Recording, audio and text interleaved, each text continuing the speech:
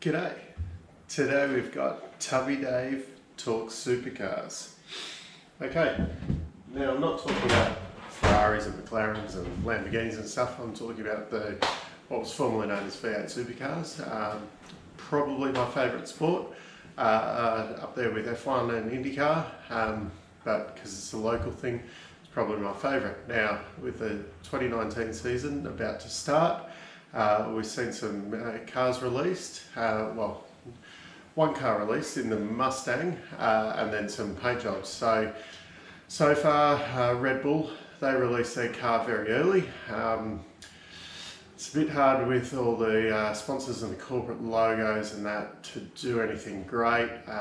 They're, as I said, pretty limited with what Red Bull and Holden dictate. Probably think they've done a reasonable job mashing it all together, but I don't think they're going to win any prizes for the best looking car on the grid. Next up we had the Cool Drive car from Brad Jones Racing. Very similar to last year, a bit more white on the back as you can see, looking quite smart I think. This year for something different though, Tim Blanchard stepped aside. We've got young Macca Jones in the seat. Unfortunately for them, I can't see the results really changing. I think he's still going to be a back runner. Macca had done a reasonable job in the development series, but I think his few outings with the wildcards last year, and he did all right in the endurance races, but didn't really shine. I can't see, he'll be finishing 15th and above each week, nothing great. Probably my biggest disappointment so far, probably the Erebus Penrite liveries. I think they've probably taken a little bit of a step back from last year. Having said that though, they're still great looking cars. I was probably just expecting a bit more after what great job they did last year, especially when they brought out the metallic look with the gold and the red at Bathurst. Great to see that Anton is now a Penrite car as well, rather than seeing that car half sponsored for the year. Things are really looking up for that team. I think Dave could seriously be a championship contender. I'd have to admit, a few years ago I read Barry Ryan said that he thought they were going to be challenging for the championship within a few years, and I thought good luck to you guys. I really do think they could be the dark horse for the championship this year. Probably won't win it, but if they keep building the way they have the last couple of years, I really think Dave's in to do probably as good a shot as what he had that final year at ProDrive. And with Anton, I think we're just going to see an improvement of the results last year. He had that great run in qualifying at Bathurst, that was unbelievable. And I think, although he wasn't top rookie last year, I think he showed the most potential out of anyone. Next up, we have essentially the only two single car teams left. We've got the Techno car with Jack LeBrock again. They've got truck assist on the car for the whole year. Very similar paint job to last year, as you can see. Nothing changed much there. I think Jono Webb's taken over as team manager, with a bit of shuffling going on there. Campbell Little's left the team as well. I think they're probably going to struggle a little bit unless they've got a big name signing that no one knows about yet. Rookie of the year last year for Jack LeBrock, but I can't see the results improving too much. If anything, I think they're probably going to slip back a little. It'll be interesting to see if Jono Webb continues driving in the Enduros or whether they find someone from outside. The other single car team is, of course, the Charlie Sherkowalt car. Now, big changes here this year. Where do you start? Winterbottom's come in. It's great for them having a champion in the team. He's worked many years at Tickford, and he knows how the big teams run. He knows what he needs. Then they've also got Phil Keed coming across from Penske. That's another great signing.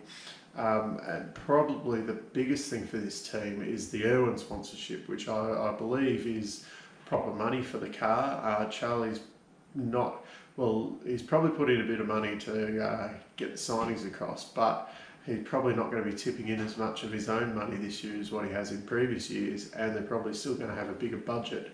So I'd say now they've got a driver that's proved themselves, they've got an engineer that's proved themselves, and the car that they've got was, Jamie actually used that in Pukekohe last year, and well, his results were great that weekend, so there's no excuses kind of on any level. If the results don't come by around mid-season, there's definitely something wrong going on there. The first of the Mustangs to get released with proper livery was the Cam Waters Monster Energy car.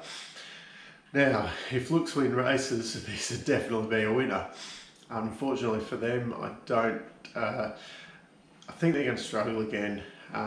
There's been no changes within the team that really signal the big step up. I think you're probably going to see Chaz leading the team again, and then hopefully the others following. I don't think Holdsworth is a great replacement for Frosty. If you had the choice, I think you would keep Winterbottom over Holdsworth any day of the week. What will be a big improvement though is their fourth car, which effectively they've handed in their wreck, but they've brought in the Phil Mundy Milwaukee Will Davison combination as their fourth car. I think that's great for Will. He had great results at Tickford back in the days, and they were called whatever they were called back then, probably Ford Performance Racing back then. I think it would be great for him working with a few other drivers. I worry a bit on the engineering side in that team. It seems to be really held up by Adam de Bore and Chaz, and then the rest of them seem a bit lost. Today we got to see the shell cars come out. Probably going to see Scotty McLaughlin win the championship again. I think he's definitely going to be the front runner. I don't think the Mustang is going to be any slower than the Falcon. There's some smart guys who've done it.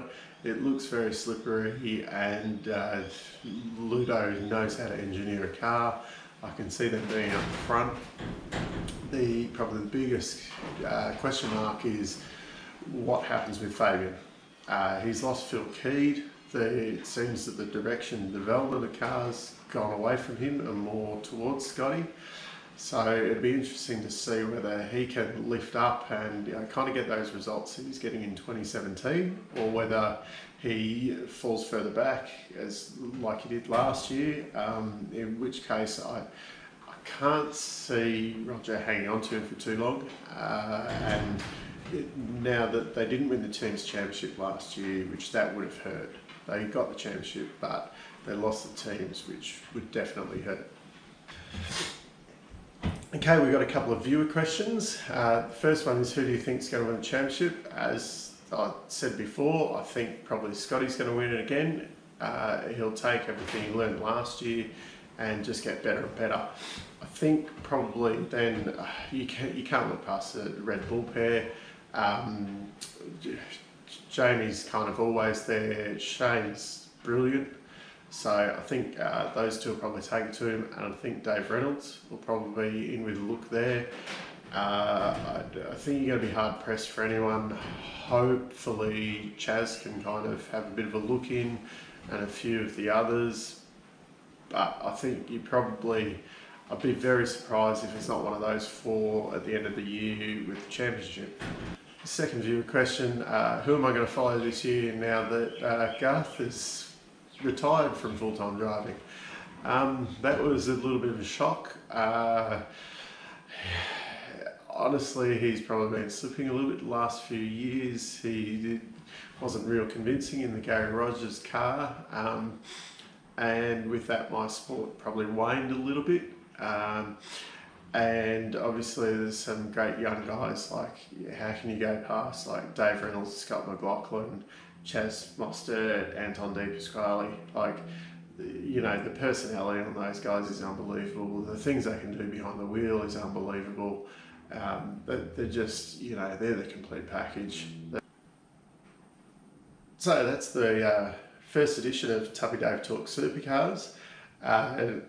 Love some more viewer questions. If there's anything you want to know, just leave them in the comments. I'm happy to answer any kind of questions you've got about any of the drivers, about the racing, the cars, things like that.